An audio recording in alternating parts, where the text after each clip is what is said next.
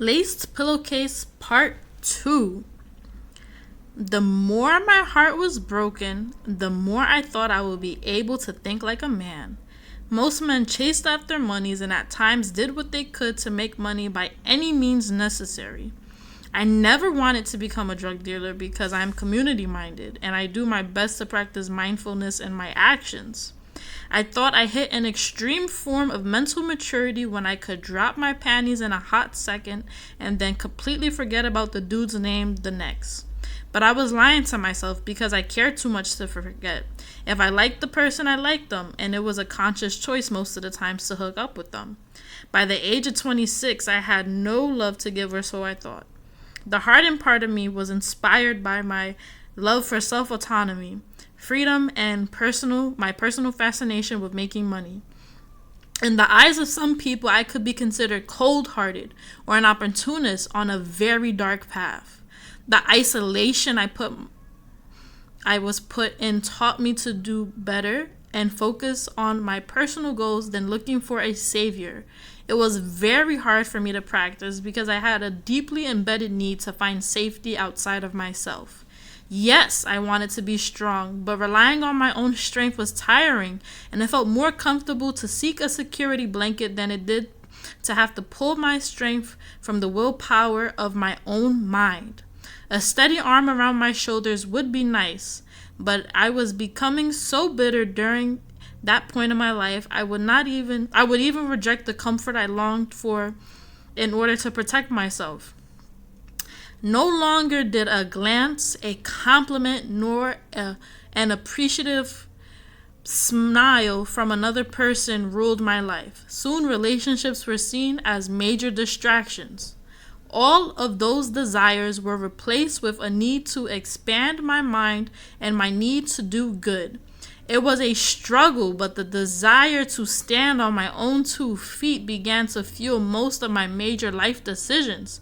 My obsession of wanting a man's love was transmuted into a mission of embodying a man's strength within my own will. This meant accepting the results of my actions, owning up to the consequences, and accepting the suffering that came afterwards.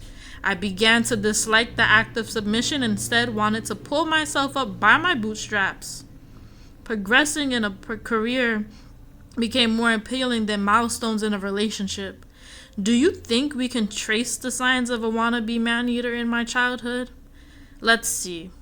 I was a person many would consider to be a daddy's girl.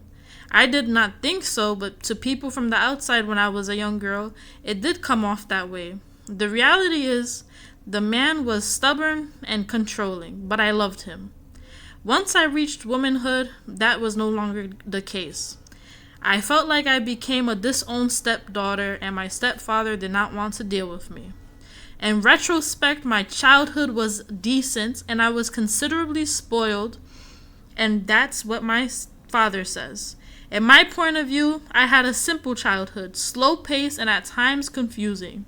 I had a stay-at-home mother, a semi-middle-class father, and a house that stood and kept us warm until I reached my early 20s. It was never easy for me to cohabitate with others when I got older. I was okay with rules, but never okay when it became to being controlled. I liked to move on my own time. I loved my parents, but I'm a free spirit and moved to the beat of my own drum. I was readily available to help my family. After a lot of betrayals and disappointments, I became more focused on helping myself. My parents argued a lot and did not see the blessing in the fact that they had time and resources to protect themselves and their children while they argued. They were not factory workers and did not have to work at a Denny's serving tables from 9 a.m. to 5 p.m. The two of them spent a lot of time chipping away at each other's egos, running away from responsibility, knowing there was a home for their children to sleep in, whether it was their own home, grandparents, or a quick pit stop at their friend's place. Hard times came, but there was always food stamps to fall back on, a holiday, a winter storm, something to pop up in order for them to relax and go at each other's necks. The cost of their inability to get along with each other resulted in my misconception of what it meant to be a woman. I thought control and being combative was the way to go. And all the way into my mid-20s, I was extremely argumentative. I did not think other people valued peace as much as I did. I always thought I was the peaceful one. I was always on guard looking for a betrayal. It took me a very long time to focus on myself and not to be such a nosy busybody. I always found myself engrossed in the affairs of others, and it got me in trouble. I was extremely lucky to not have gotten into fights in the streets for learning a little too late how to mind my own business and to stay focused on myself. Everyone has a life to live, and I wanted to master the ability to live in my own lane while allowing others to live in theirs. It felt good to argue, and being mean came easy, but I knew nothing sustainable came from being combative aside from wrinkles, stress, a bad reputation, and I did not want any of those complications in my life. Despite the potential I had to do good, I always found myself sidetracked, not focused, and there was even a point in which I became bitter, aimless, and even homeless. Some of the decisions I made led me there due to being impulsive and having fallouts with family. I was temporarily disowned due to my inability to listen and follow instructions.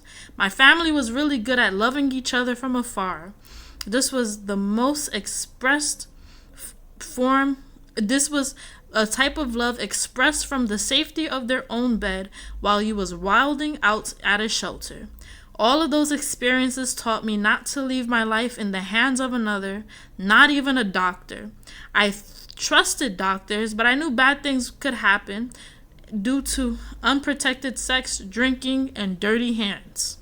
I learned the importance of staying hydrated, eating veggies, and drinking my smoothies. I did not know when I was going to make my millions, but I hoped I would still be healthy when everything fell into place. I learned early on the importance of preserving your body in order to not have an early funeral. My fear of not getting rich was my own cause by many years of depression.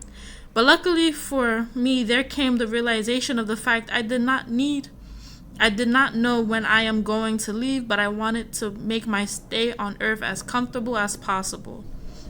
The problem I faced early on in my career, in education, and my professional life was my addiction to romance, friendships, and relaxation. The structure needed for success I had, but the execution was piss poor and not well done at times.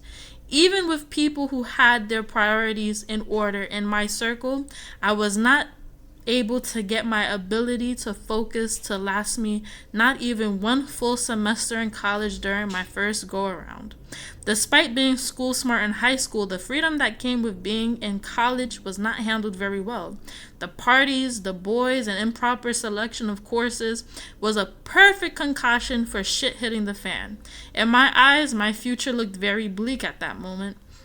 I was reckless, a semi-party animal, and scared to face the world on my own. And then I had my first real hit with clinical depression. I relied heavily on my youth and innate abilities for me to bounce back, and once I stopped drinking alcohol, the possibility of becoming capable of honing into my new future seemed to be very possible. Depression almost killed me a couple of times, and my free spirit messed up a lot of my relationships. Once I decided I was not going to have kids. I was solely focused on the money and making my life and family lives more comfortable. I became mindfully selfish. I also developed the bad habit of psychoanalyzing people of the opposite sex, and I realized the fact of the male species could be more composed, calculating, and acute with an attention to detail compared to some of the women I knew and even myself, especially if they were raised among women and were extremely drug-free and had a positive mindset. When I was sizing people up, I realized I did fall short, and I used my self-awareness to develop my character and mindset in order to become a better version of myself. I loved womanizers, and like Nelly Furtado, I envisioned myself to be a man-eater. To prevent myself from falling victim to a womanizer, I wanted to understand the mindset of one so I could not fall victim to them repeatedly in my life. I thought to myself, as long as I had reliable employment, moderate self-esteem, and the ability to give myself grace when my worth did waver, I knew if I kept moving forward, I would end up somewhere pleasant. I should have gotten a tattoo that told me to put goals before dick. The more men degraded me, it taught me how to value myself and set higher standards for myself and not other people. I know the title might make it appear as if I had a plethora of sexual encounters, but I did in some sense, but it did not take me until the age of 26 to learn a lot of the sexual encounters are better off to keep in your dreams than in reality.